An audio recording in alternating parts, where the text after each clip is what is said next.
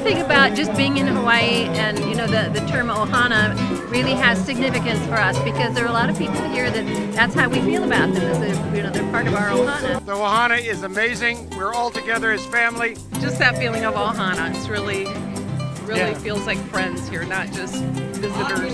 It's a pleasure to come here. We look forward to it. We've owned several weeks. The view is to die for. You can't beat the view. I love the tranquility. I love the weather. I love the sunshine. I love the rain. I love everything. This is our snowbird strategy, is to come to Hanalei Bay every year forever. We have a lot of memories. Our children have come with us in a number of times. We bring either friends or especially family. We have 2 daughters and their hubbies, and they each have 2 kids. The tours, the scuba, the snorkeling, the whale watching, the beaches.